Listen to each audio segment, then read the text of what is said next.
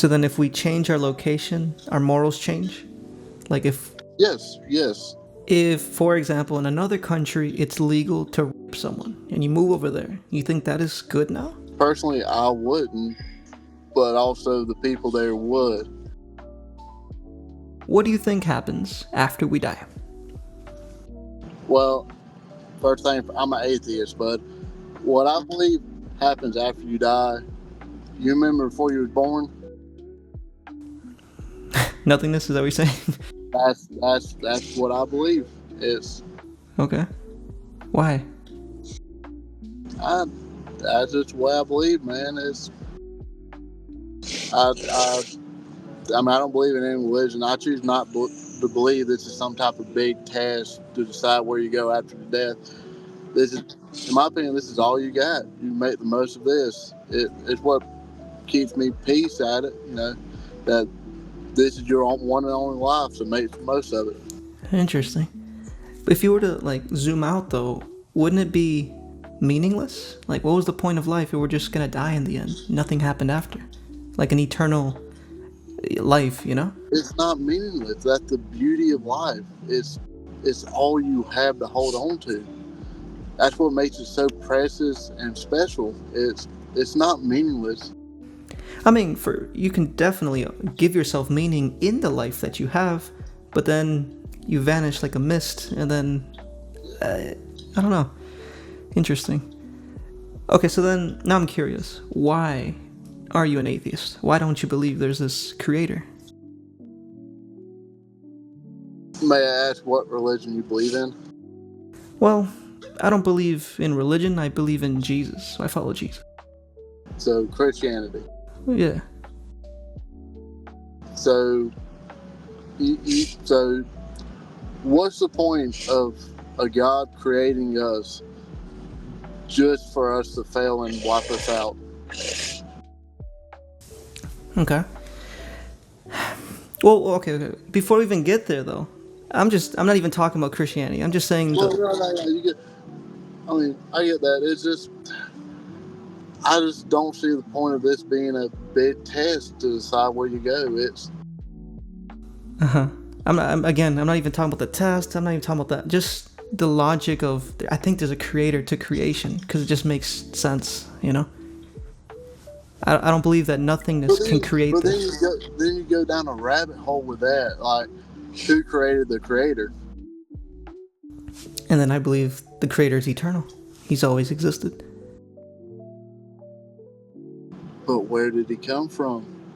There's nowhere to come from if he's always existed. Right? Nothing can come from something. I mean, it's, you know, Mm-hmm. So you're saying the world can't come from nothing, but the creator can.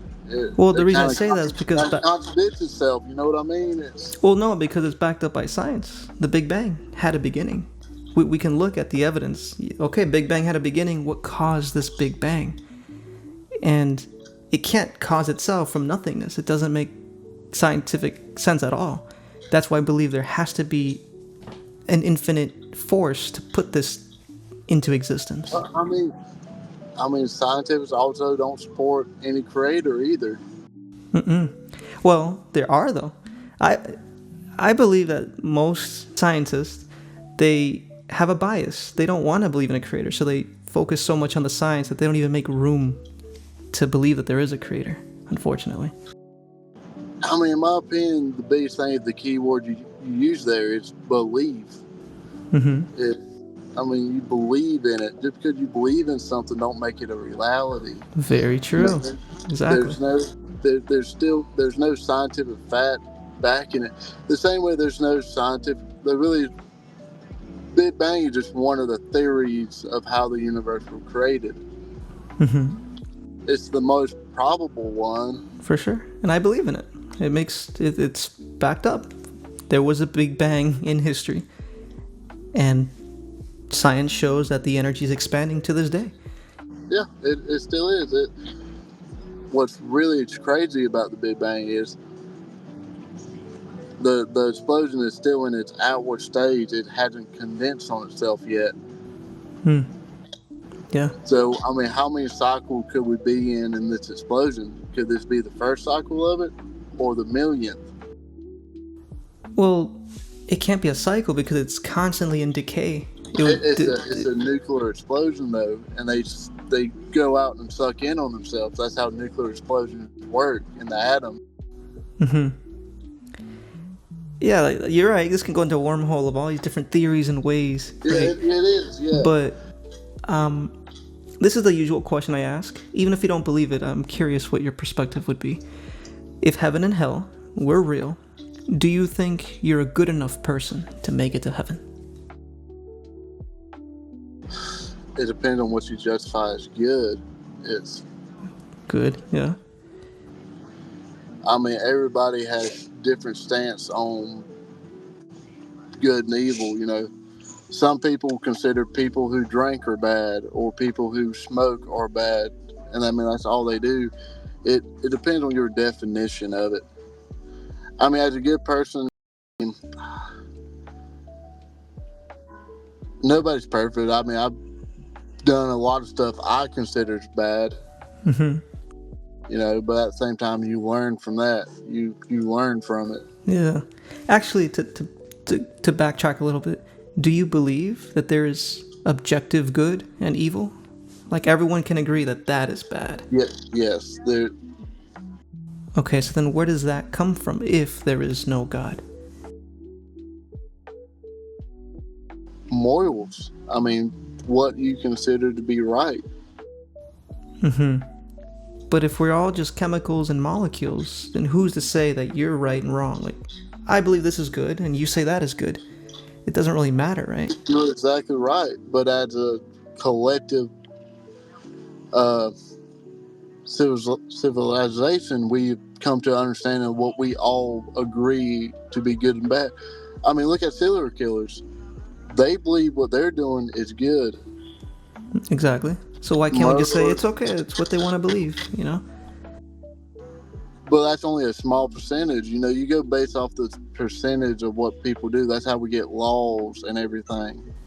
Mm-hmm. So then if we change our location, our morals change? Like if... Yes. Interesting.